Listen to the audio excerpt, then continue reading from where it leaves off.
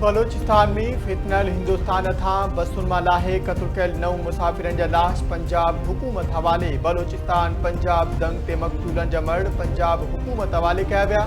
बलोचिस्तान जे वॾे वज़ीर सरफराज़ बुगटी वाक़े जी मज़म्मत कंदे चयो आहे त दहशतगर्दनि मासूम शहरियुनि खे पाकिस्तानी सुञाणप ते क़त्ल कयो। असांजो जवाब सख़्तु हूंदो। समूरनि दहशतगर्दनि ऐं संदनि नेटवर्क खे ख़तमु कयो वेंदो।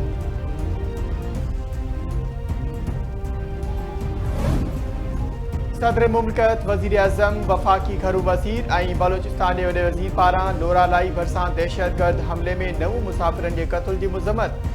सदर मुमलिकत आसिफ अली ज़रदारी चयो आहे त दहशतगर्दनि बस मां लाहे बेगुनाह शहरियुनि खे बेदर्दी सां क़त्ल कयो। इहा बर्बरियत फितनल हिंदुस्तान जी पाकिस्तान में रतो छाण जी खुदी साज़िश आहे।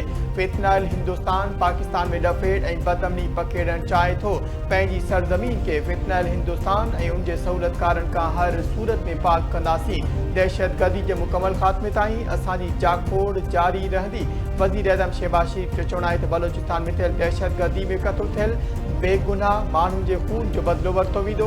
हथे ख़ाली शहरी जो क़त्ल फितनल हिंदुस्तान जी खुलियल दहशतगर्दी आहे।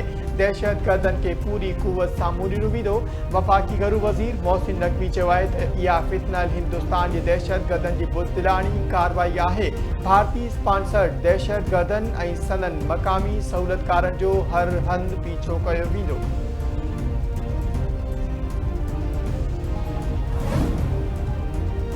वफ़ाक़ जी हिकु भेरो ॿीहर सिंध सां बअखियाई सखर हैदराबाद मोटरवे बदिरां लाहौर खां रायवंड ताईं मोटरवे ठाहिण जो फ़ैसिलो। सेनेट जी स्टैंडिंग कमेटी में NH अमलदारनि जो इंकशाफ। कमेटी चेयरपर्सन कुरतुलिन मरी पारां लाहौर खां रायवंड ताईं मोटरवे ठाहिण ते अचरज जो इज़हार। चयाईं छा रुॻो हिकु घर लाइ मोटरवे ठाहियो पियो वञे। ॿियनि सूबनि में मोटरवेज़ मुकमल थियण ताईं पंजाब में मोटरवेज़ न ठहणु घुरिजनि।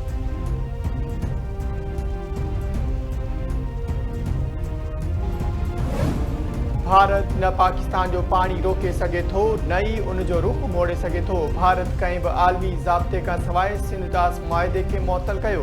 भारत सिंध तास मुआहिदे खे मुअतल करे अजीब हरकत कई। सिंध तास मुआहिदे जे मामले ते असां जवाबनि भारतीय एयरलाइंस लाइ हदूं बंदि कयूं। भारत दुनिया में अकेलो आहे। पाकिस्तान 2 सालनि लाइ सलामती काउंसिल जो सदर चूंडियो। भारत वाइड में पंहिंजे शहरनि ते मिसाइल किराया। कोलालमपुर में नायब वज़ीर आज़म इसहाक़ डार जो पाकिस्तानी कम्युनिटी जी तक़रीब खे ख़िताब। चयाईं परड़े में रहंदड़ हर पाकिस्तानी मुल्क जो सफ़ीर आहे। पाकिस्तान ऐं मलाइशिया विच में मज़बूत भाइराणा लाॻापा आहिनि। पाकिस्तान ॾुखियनि मुआशी हालतुनि में टेकऑफ कयो।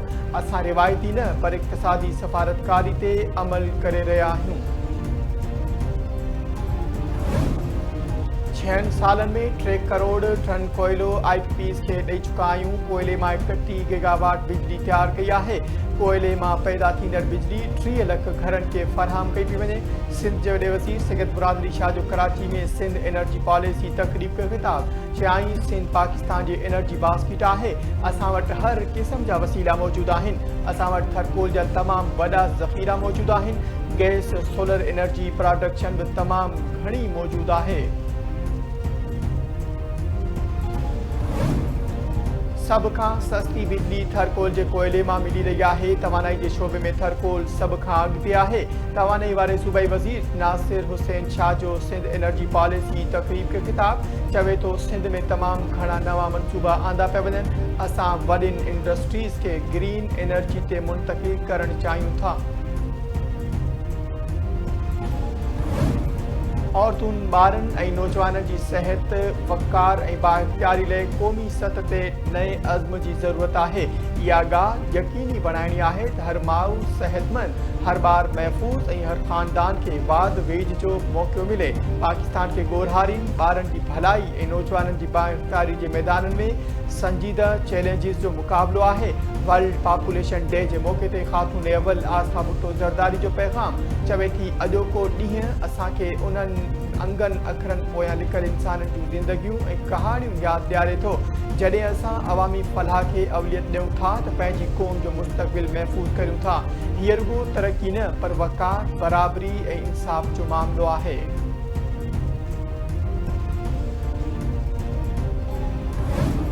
गुडू बैराज वटि ॿिए ॾींहुं बि नंढी ॿोॾि बरक़रार। गुडू बैराज वटि पाणी जी सतह में वाध जो सिलसिलो जारी।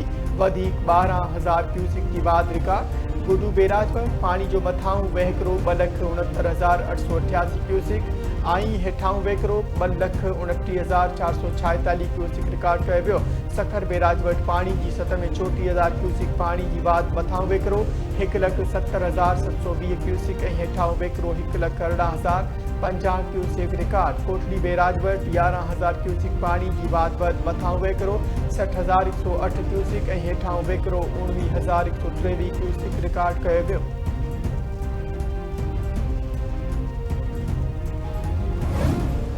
लियारी के इलाइक़े बगदादी में इमारत किरण वारे वाक़े में सिंध बिल्डिंग कंट्रोल अथॉरिटी के 6 डायरेक्टर समेत 14 ॼणा ॾोही करार। पुलिस शुरुआती रिपोर्ट अदालत में जमा कराए छॾी। रिपोर्ट में ॼाणायो वियो आहे त साल 1986 में मालिक ॿिनि हिस्सनि ते ॿधल ग्राउंड प्लस 5 माड़ इमारत की अदावत कई हुई।